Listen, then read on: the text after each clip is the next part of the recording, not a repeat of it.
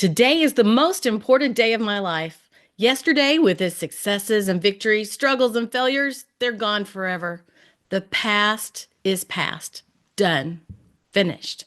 I cannot relive it. I cannot go back and change it, but I will learn from it and improve today. Today, I'm going to be sharing with you from the John Maxwell book. Let's see if you can see it. And it says, Today Matters. So often we find ourselves thinking about how I can fix something from yesterday, and yesterday is gone.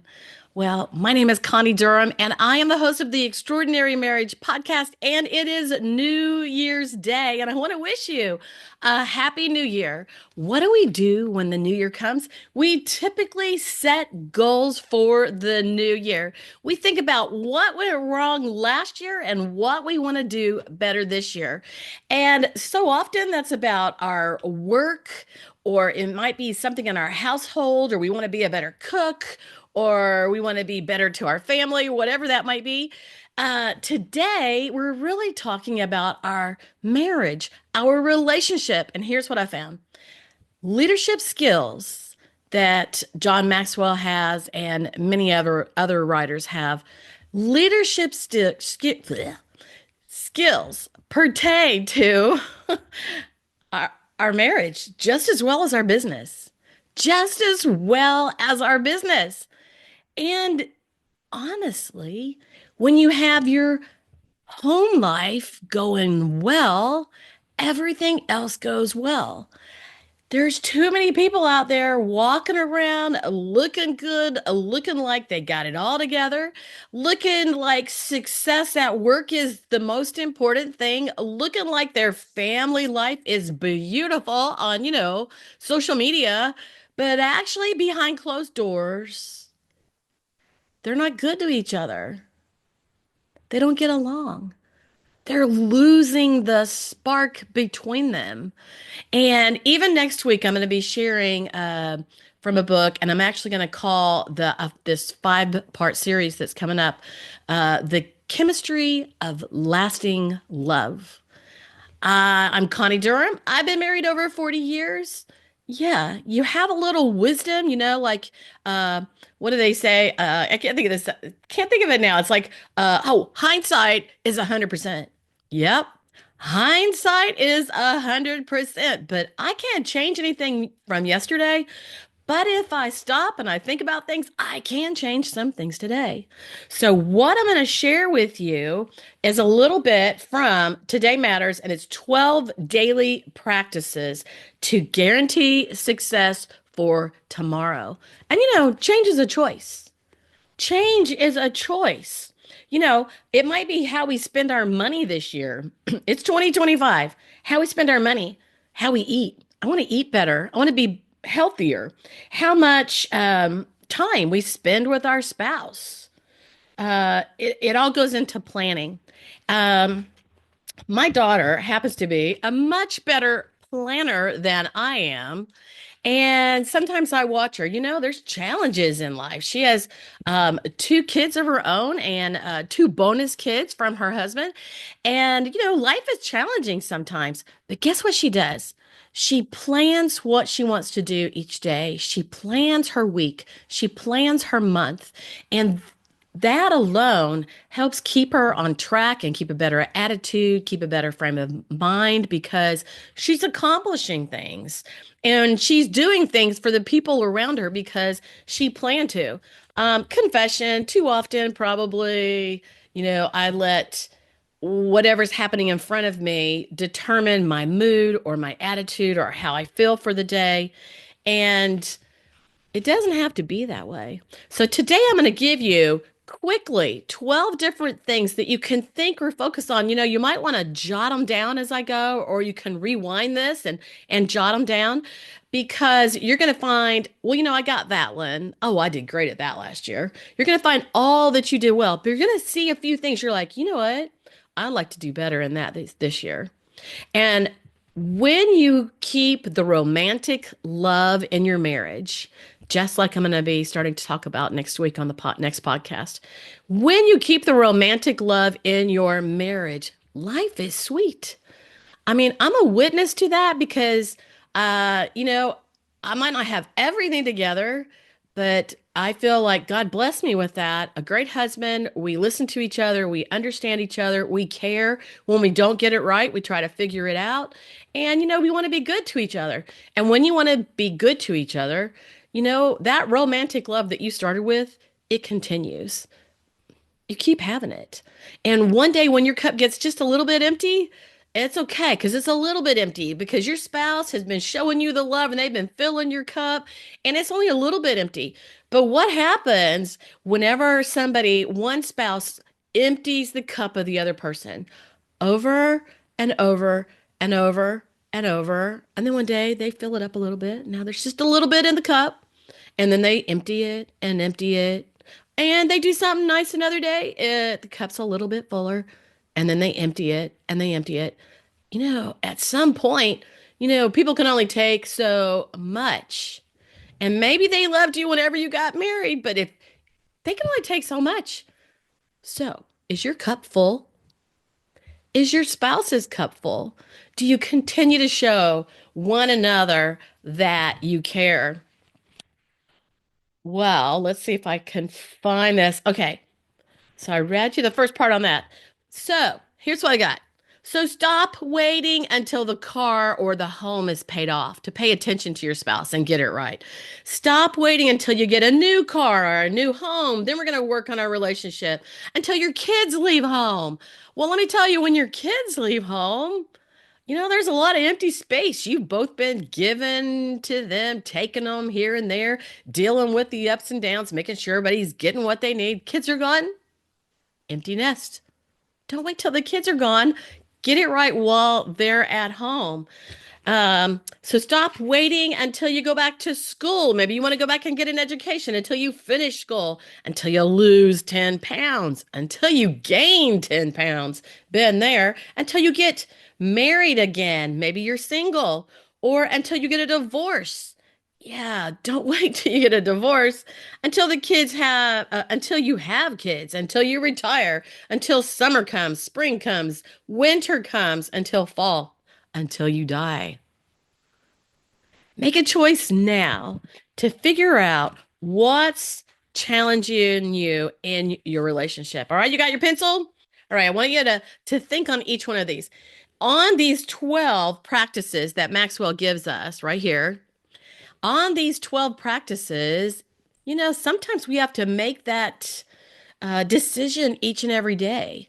And if we plan to be more successful in our relationship, we plan to be kind to our spouse, we plan not to criticize, we plan not to lose our temper. Do you see where I'm going? We plan, we figure out how we can do it better. All right. So every day you get to choose your attitude. For some of it's a little harder for us, if we wake up and we're exhausted, tired, or if we're pressured or stressed, it's harder to have a good attitude. Choose and display the right attitude daily. If you wake up and you got a bad attitude, what can you do? Can you listen to some music? Can you sit and pray? Can you sit and just relax and watch a TV? Can you write down your feelings on some paper so that you can leave them there, wad them up, and throw them in the trash can? Attitude. You pick a new one every day. The second one is priorities. What are your priorities for the new year? What are the most important things you want to do? Too often, whatever is on fire gets our attention and we don't get to our priorities. We don't stick with what's most important. What I like to ask myself, even at work, because I work at home and for myself, is what's most important today? What's most important today? Or what can I do for my spouse today? What would make my spouse happy? What would keep us out of the crazy cycle? There's an episode in my podcast on that, the crazy cycle. Number 3, health. It's really important to protect your health and take care of yourself. Sometimes that means eating well. Yeah, we're coming right out of Christmas. All the cookies and the cakes and butter, butter, and butter. Yes, everything, every since Thanksgiving, lots of butter. Well, everything is okay in moderation, right? But keeping ourselves healthy, we have to think of it each and every day. We have to decide and be proactive in how we're going to eat and move. One girl that I had on my podcast, she was a fitness person, and she said three things that you could do to start with because, we try to do everything at once. Three things that we can do. And she said, eat more protein, drink more water, and move. Eat more protein, drink more water, and move. Don't try to do too many things. Just focus on the most important few. Family is number four. Communicate with and care for my family daily. I believe one of the biggest things, this goes for you and your spouse and your kids if you have them, is sitting down and eating together. There's something about sitting down and talking at the table having a conversation. I was somewhere the other day and one of the kids told me, we don't talk. I don't know if they were in a bad mood or they just didn't want to talk, but it kind of hurt my feelings. I was visiting and I was like, gosh, we don't talk at dinner. I've heard other people say no talking at dinner. Why is that? Because one person doesn't want to hear anyone's voice. I found that a family dinner and sitting down to eat together at least once a day gives you a chance to, if it's just you and your spouse, gives you a chance to talk together, find out about your day. Another thing on family is like, or with your husband is give them a kiss when they come in, give them a kiss when they leave. Actually, just a couple of days ago, Jimmy Carter, a past president, and passed away, and he was a centurion. He lived 100 years, and he was married 77 years. Wow. Well, you know what I noticed about them? He and his wife, Rosalind, they held hands. All the pictures you saw of them, they were holding hands. They were looking at each other. They exercised together. They worked together in Habitat for Humanity, meaning they did special things for others, and they did it together. Maybe everything wasn't together, but they did many things together. Family needs time together.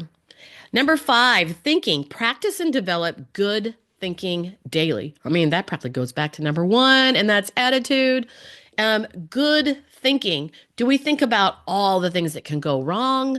Do we think about how much I have to do and I'm stressed out? Do I think, hey, I've got this under control today? I've got my list. And I'm just going to cross things off as I go. I'm going to do the most important thing first. I'm going to keep my thinking positive because I'm going to be excited about my day. How do you do that? You might go back to sitting and listening to some music, writing down your thoughts. It's the same thing we looked at on attitude, but good thinking. Number six is commitment. Make and keep proper commitments daily. Now, a lot of times people keep that commitment at work or they keep that commitment to other people, but the most important commitments you can keep are the ones to your spouse. That lets you know you can trust each other. You can rely on each other. You'll be there for each other. Commitment. If we looked at everything we're looking at in these 12 practices today from Maxwell, commitment, commitment to one another, commitment to spend time together, be there for each other, commitment to follow through with whatever I said I'll do. I can rely on my spouse. And I mean, that's everything. Commitment. And then past your spouse, that goes to your kids. Now, one of my kids has 10 kids. Yeah, you heard that right. 10 kids. Now, it's hard when you have 10 kids to keep that commitment to all 10. But if you sit down and you eat dinner together, now you've spent a little time together and you've all chatted maybe about your day, maybe ask each kid, hey, what was your favorite thing about today? What new thing did you learn today? And let everybody go around. There's probably a handful of those that you could figure out and ask a different question. Maybe on Monday you ask one question and Tuesday, Wednesday, each day you ask a different question. But, without living on purpose and intending to keep your family talking and relying and um, feeling good about each other, uh, everybody just kind of goes their own direction. So between you and your spouse and between you and your kids. Number seven is finances.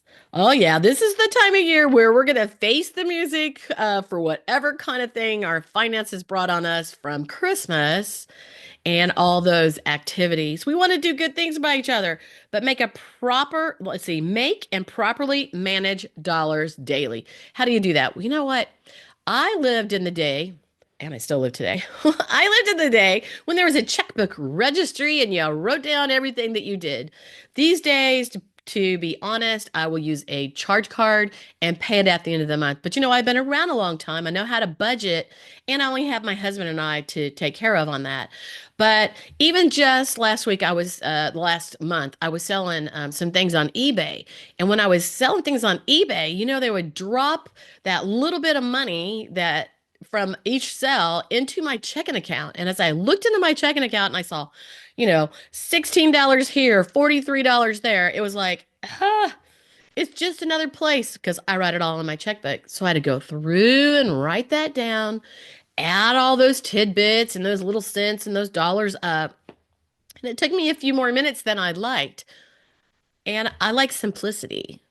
So when it comes to your finances, how are you handling your finances? Back in the day when we used a charge card, we would always overcharge when we had a family. So I really think that, it's like Dave Ramsey. It's like putting dollars like this is the cash we can spend. This is the cash that's going to go to pay our bills.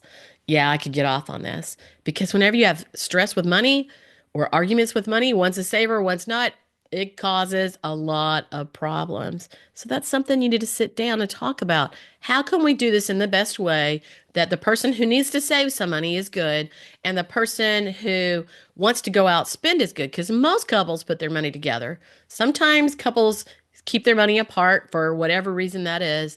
And maybe that's best for them so they're not arguing over it. All right. Number eight, faith. Deepen and live out my faith daily. I can say that I do that. I live out my faith daily in God. When we just had Christmas, Christmas is all about Jesus' birth. That is my faith. Now, you might not have the same faith. Don't turn me off because, hey, I got a lot of other things good for you. But, relying on our faith, living our faith keeps our conscience free and clear, making the right choices. I tell my teenagers when I'm teaching in Sunday school for the youth, it's like every choice you make matters. Every choice you make matters. And then number nine, relationships.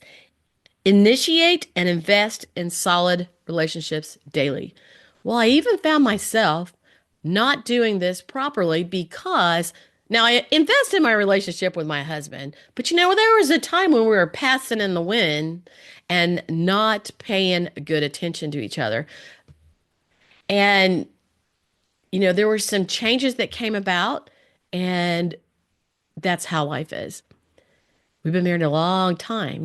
First you're single and you're with your newlywed spouse, then suddenly you have kids, then suddenly you have children in school and you're running in every direction. And then teenagers and they're driving and there's high insurance bills. Sorry to tell you that.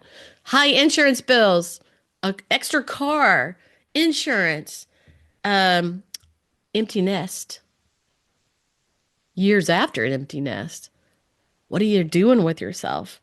Relationships. It's important to pay attention to all your relationships because sometimes people are there and then sometimes they're not there anymore. Or if you don't invest in your relationships, they're not going to listen to you anymore because you didn't listen to them when they needed you to. Relationships. And of course, this is the extraordinary marriage. Your marriage is the starting point, it's the foundation. A good marriage is the foundation of a healthy family. And I believe a lot of families these days lack because there's a lot of divorces, there's a lot of single parents, and it's tough. And if there are challenges in relationships, in your relationship with your spouse, it's important to take care of it now, today, so that at this time next year, you're not thinking, gosh, I sure wish I'd have done something. Because when it's too late, sometimes it's too late and you can't go back. You can't reverse the past. Sometimes when I do something stupid or I break something, just do something stupid, I wish I could hit the rewind on the remote control. Don't you ever think that? But you can't do it. Number 10, generosity. Generosity. Plan for and model generosity daily. That might be doing a little something extra for your spouse. My husband's always brought me coffee. That's generosity. I don't have to get out and go get it. Generosity is stopping. He stops and does something right when I need it done. I'm not always that good, but that's a difference in our personalities. We have to understand that. But generosity, um, you know, giving your time or your money to somebody or something that needs you. But generosity, when it comes to being married, is really leaning into each other, doing those special things for each other, like listening to each other, doing things together. If you got a few extra dollars to spend, go to a movie, go to dinner, do something for each other. But generosity, I think whenever we're generous and we reach out to others and when we do things for our spouse and for other people, it makes us feel good. Generosity. Number 11 is values. Embrace and practice good values daily. Well, Christian values really keep us straight and keep us from getting in trouble. Values. We live in a society that has bent the truth, to say the least. Wrong is right, right is wrong. But guess what? When it comes to people, they have feelings. They have feelings. And whether we ride their back and criticize them constantly, whether we don't tell them the truth and we bend the truth, values. What are your values? And if you don't know what they are, you can Google them. You can Google them. Google, values.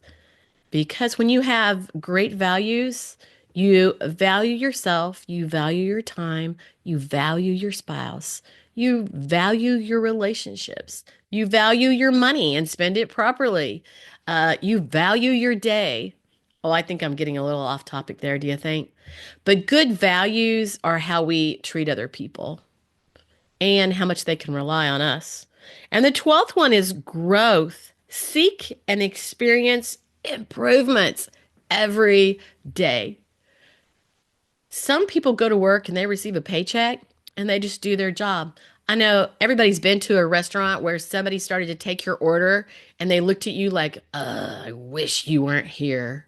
Why are you talking to me? And you're like, and I have a tendency, and my husband does it too. We have a tendency to try to, say something to brighten their day. Sometimes we get a smile, and sometimes we get a little bit more of that hard look.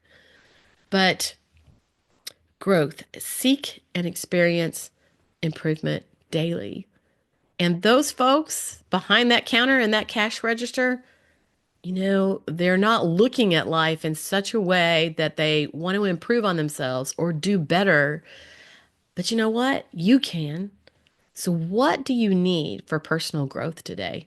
Is it in your relationship? Would that help you is it something where you need to understand why you and your spouse aren't getting along and that's the growth you need?